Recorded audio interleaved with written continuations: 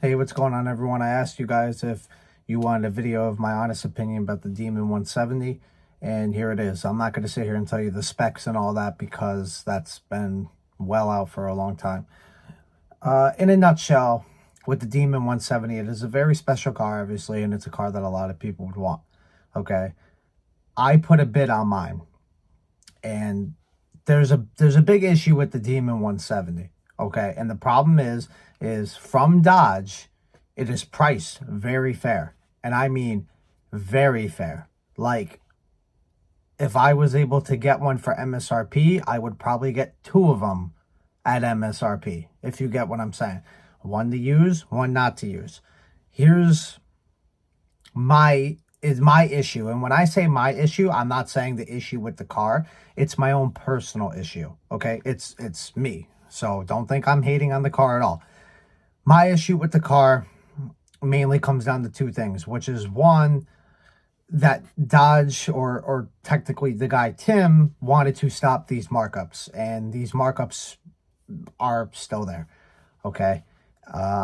You got a lot of YouTubers, and I'm not going to say who. I've seen a couple, but they clickbait you guys and say that Dodge put 100K markup, this, and that. It is not at all Dodge with the markups, okay? Dodge sells the car for whatever. Let's say they sell it for 8666, whatever. We could use 90 grand, okay? Then MSRP maybe at the dealership is like 92 because maybe they have to pay destination fees. But Dodge is making their money within that 80 something grand, 90 something grand area, okay? So they made their money. When the dealership has the car, they made their money. That's it. And I mean, sorry, when the dealership has their car, Dodge made their money. Let me not confuse you, okay? And when I call, so my dealership, I call it my dealership now because this is the only dealership that I really want to deal with. Milford, they have an allocation, but they're going to keep the car. Now, it is what it is. They can keep the car. So then I call Brent Haven, where is another local dealer of mine. Not really a fan of them after some business went wrong during the jailbreak time. Personally, I don't think it's my fault. That could be a different story. But they had one, and I called, and taking bids, first one to 100K, even if someone offers 100K or more, won't win. So the first one to 100 takes it. So I placed one bid. All right, and I thought it was a very fair bid on the Demon 170, and I did lose. Okay, my bid on one was 85,000 over. Okay, at the end of it all, I started at like 82. And that was a dealership up towards like Enfield of my state. And I just winded up losing. And that's like kind of like the main issue. It's not necessarily it's the markup. But here's the thing for anybody who has been thinking about this. Number one, the Demon 170 is specifically made for the drag. Okay. Now, I don't know about you guys, but I'm a busy guy. I work, I do this, and that. Okay. So for me to take the car and actually use it for what it's for, to get the fuel and then get up to the drag strip, because there's not one in my state, and then have fun with it for God knows how long, cool it down, run it again, cool it down, run it again, come all the way back, put miles on it, put wear and tear on it, and maybe tow it there, but now you're talking more money that I feel is useless. That's like my main issue. I'm happy that they made a drag car, but like this is why the jailbreak was really good for me, because it was a lot of power. And to me, that could be an everyday. At least it was my everyday driver. Something that comes from the factory with like drag tires on it and stuff, I just don't think it's really necessarily an everyday. And then if you take those tires off, you're defeating the whole purpose of the car. All right. So I personally don't think that I would be able to manage using the car for the potential of what it's supposed to be. Okay. That's number one. Number two is the markup. Okay. The markup basically ensures you, or at least should ensure you, that if you don't keep it with 0 miles on it, or however many miles it comes from the dealer, you'll never see a return. With 100K markup, I'd be shocked if you could sell it for more in your own lifetime rather than your kid selling it for maybe more money and making something. 100K markup is a lot, okay? I would love to see someone make a video of them buying their Demon 170 and then trying to sell it a week later. You will not get an offer that's even remotely close to what you paid for. And yes, that may not be what the car is for some people, but for me as a business guy, if I'm going to spend $200K in a car that's supposed to be really rare, I want to also see a return when I'm ready to, get rid of it. I don't want to be in all this debt. You got a guy who gets a Demon 170, uses it for a little bit, then wants to go back to his Prius because his wife is killing him.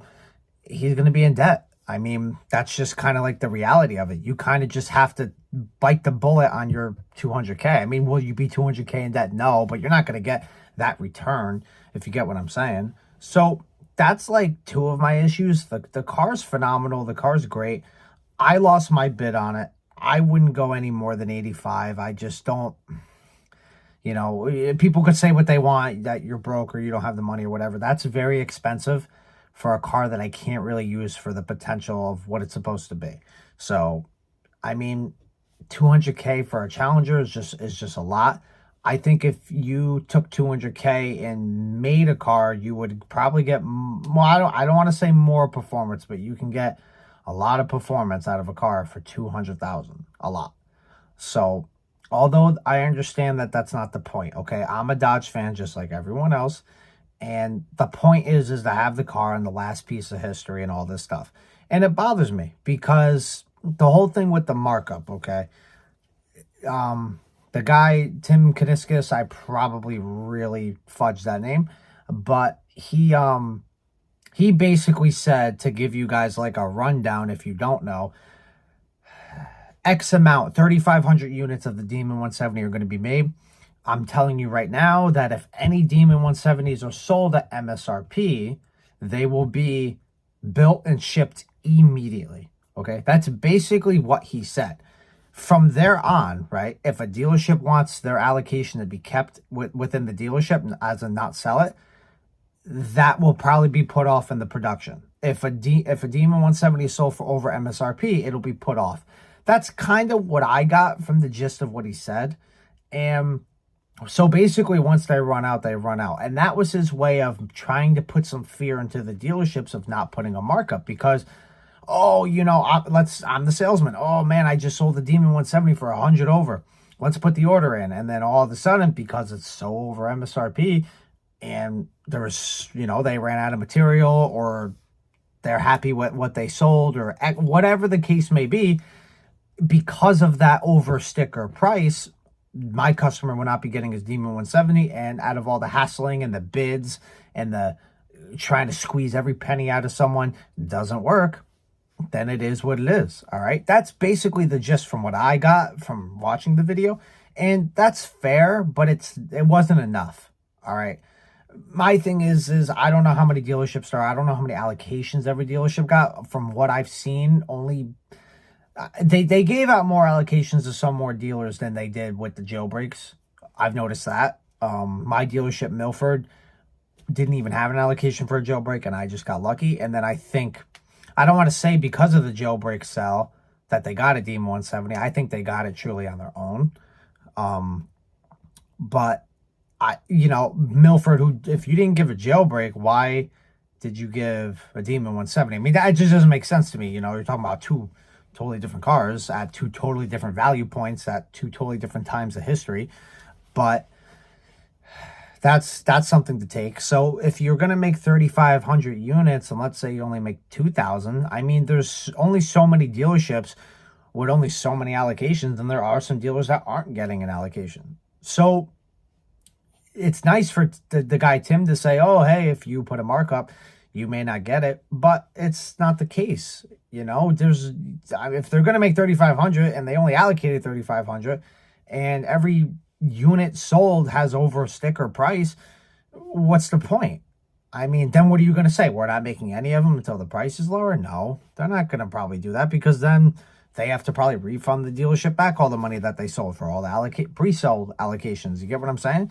Like, I don't truly understand how a real car guy could do that to someone, put a crazy markup on them and buy them and not use them, let them sit. Like, just all that stuff. Like, these cars are made to be driven, all right? If you want one or two maybe to keep, that's different. But you also got to be a collector. You got to, keep up with it, take care of it. And that I mean, that's a whole nother story. But Dodge wants these cars to be driven. And there's plenty of people out there who want to drive them. So, it doesn't make sense to me because I'm a businessman. So, like, I don't necessarily need to make tons of money, but if I have a hot car and it's ready to be sold, I'm probably going to sell it because there's not a lot of people who, I say this, there's not a lot of people who have all this money to just go buy a car, and time's only getting worse and worse. All right. Yeah. Are the Demon 170s already booked and sold? Basically. But that's a little bit of a different story. I mean, you're getting old guys with retirements, pensions, multimillionaires, people who wanted to use it or wanted to keep it as an investment. I mean, that's going to happen with this type of car. I mean, you're just not going to win unless you have the money. And, but like it's a lot easier to sell the last edition of the Hellcat at 3,500 units rather than 40,000 Hellcats, if you get what I'm saying. That's a lot more volume. It's a lot more people that need a lot more of that money. And to an investor, what's the point? If there's 30,000 of them, 20,000 of them, or I could buy a 3,500 unit and it's way rare, if you kind of get what I'm saying. I mean, this is all the stuff that goes through my head. So, I'm getting the B5 Scat. It is what it is. I would not be opposed to buying my jailbreak back. That's not up to me though, and I don't break, like I said, I don't break the dealership's balls about it whatsoever. Other people can, or whatever the case may be on that, but it is fully their choice to keep it, like I said in my previous videos, and I'm not really bothered by it. Would I like a chance to have it back? I would, just because of a fluke thing that I sold it, I would call, because if I can go back in time knowing what I know now, it would have never been out of my hands. And that's not the type of car I want to resell for money. I want it, and I want to keep it, and I want to drive it. So, and same thing with the Scat. It's B5. I always dreamed of having a B5, and I'll be happy with that too. I mean, the fact that I'm getting one, it's hard to even get one. The B5 was the last allocation that Milford had. So I kind of got lucky. It was a wide body, which I wasn't going to settle for a Charger without a wide body. I had to have one. I just got lucky. It was in B5, which is the color that I always wanted. I got the black stripes down the middle.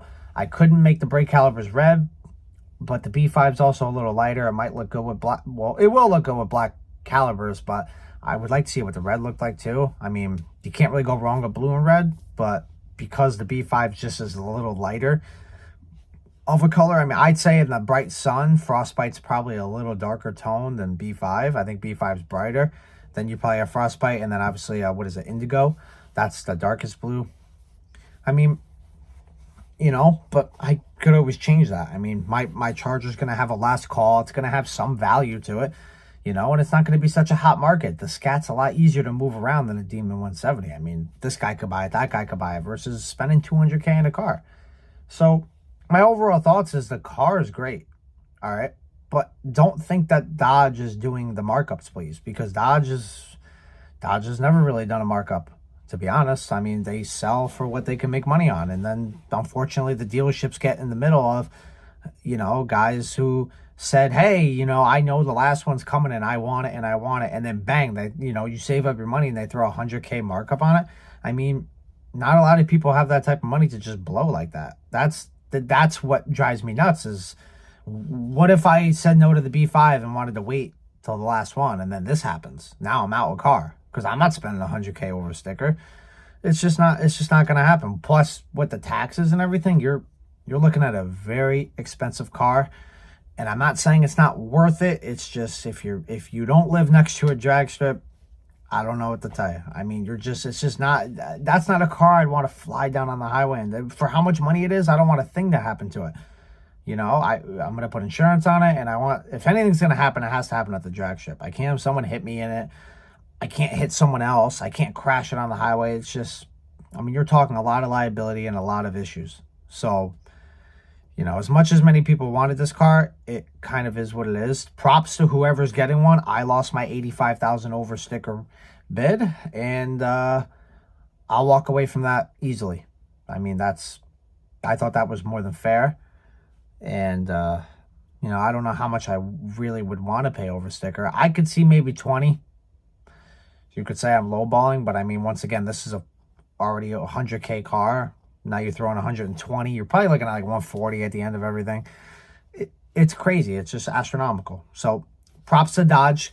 This is an end of an era. I want to congratulate Dodge and everything that they've done. And the car is phenomenal.